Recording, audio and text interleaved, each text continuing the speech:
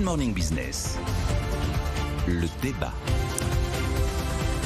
Une idée hier est apparue dans le débat, celle du mouvement patronal Impact France, qui est co-dirigé par le patron de la Maïf, moduler l'impôt sur les sociétés en fonction de là où vont aller les bénéfices. Ils ont 3 idées et en plus ils font du forcing pour les inscrire dès la loi de finances 2024 par amendement. Alors, la première idée, effectivement la plus inattendue, c'est l'impôt sur les sociétés modulable, en fonction que les profits vont aux salariés ou dans l'investissement ou qu'ils vont aux actionnaires. Ce qui va du bon côté, du côté gentil, c'est 20%. Ce qui va du côté méchant, c'est 30%. Parce que c'est quand même un peu ça l'idée.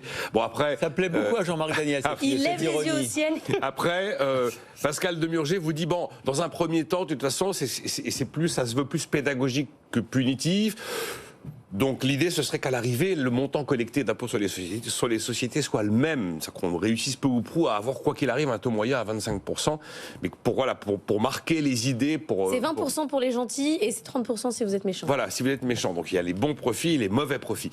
Ensuite, il y a une autre idée, c'est une baisse de CVAE sous condition. Le milliard là, qui va être baissé en 2024, il va qu'aux entreprises gentilles. C'est-à-dire les entreprises qui publient un bilan des émissions de gaz à effet de serre et une trajectoire de réduction des gaz à effet de serre. Idem pour les subventions. Qu'est-ce qui va juger ça ? Si vous publiez ou si vous ne publiez pas votre bilan des émissions de gaz à effet de serre. Même idée pour les aides publiques, les subventions, le crédit d'impôt recherche et tout ce que BPI peut apporter à une entreprise serait versé dans les mêmes conditions aux entreprises de plus de 500 salariés, selon que, elles publient ou pas le fameux bilan d'émissions de gaz à effet de serre et la trajectoire de baisse des émissions de gaz à effet de serre. C'est pas nouveau, la conditionnalité des aides. Alors, vous dites très justement, Laure, c'est une nouvelle idée. Et cette nuit, vers 5h, quand on se demande de quoi on va parler, et là, je me suis mis dans la position du gars qui va dire, qu'est-ce que j'en pense en fait? Alors j'ai essayé de me demander quoi penser de cette histoire-là. J'ai plutôt a priori pas très le côté bon profit, mauvais profit, bonne marge, mauvaise marge, comme Emmanuel Macron qui voulait un accord sur les marges. J'ai beaucoup de mal avec cette idée-là. Alors je me suis dit effectivement, mais en fait il y a des arguments pour à la limite. Si on veut il faut être de mauvaise foi. Vous avez pensé contre vous-même. Il faut être de mauvaise foi. Mauvaise foi, oui. Alors les arguments contre. Jean-Marc qui voudrait crier en oui, je crois. Les arguments, moi le distinguo bon profit, mauvais profit, atteinte à la liberté des entreprises, j'ai beaucoup de mal avec ça. Le côté fiscalité punitive, j'ai quand même pas mal de mal avec ça. Qu'est-ce que vous aimez alors? Et puis je me dis, comme disait Laure, la complexité de mise en place. Vous venez de nous dire que vous avez trouvé des beaux côtés.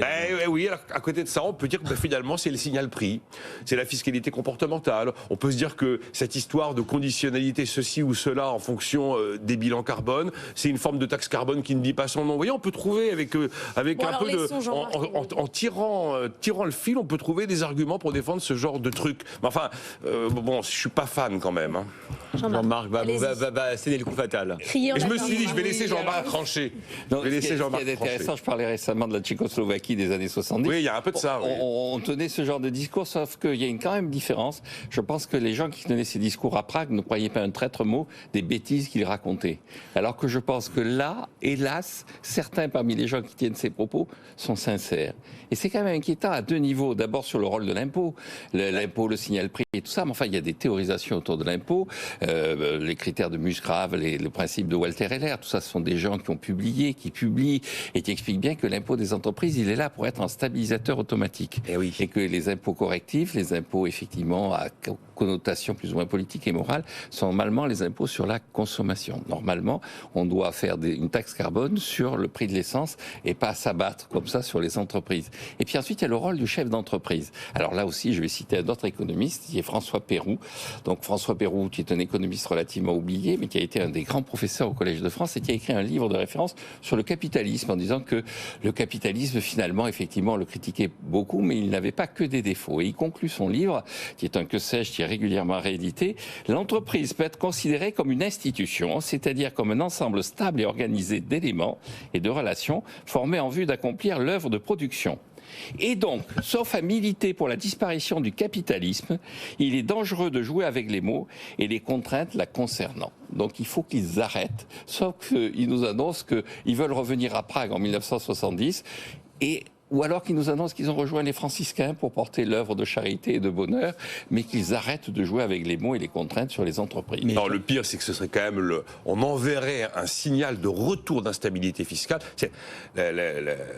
La première vertu de ce qui a été fait depuis 10 ans, c'est la stabilité fiscale. C'est ce que disent tous les chefs d'entreprise. On ne peut pas recréer de l'instabilité fiscale quand on a enfin réussi à sortir cette angoisse de la tête de l'ensemble des entreprises de France. Vous faites rire tous les deux. Vous croyez vraiment que le populisme et la démagogie qui accourent en politique depuis des années allaient épargner l'économie ? On y est. Oui, mais attendez, là, Encore une fois, il y a deux choses dans tout ça. C'est quel est le degré de sincérité et quel est le degré de détermination.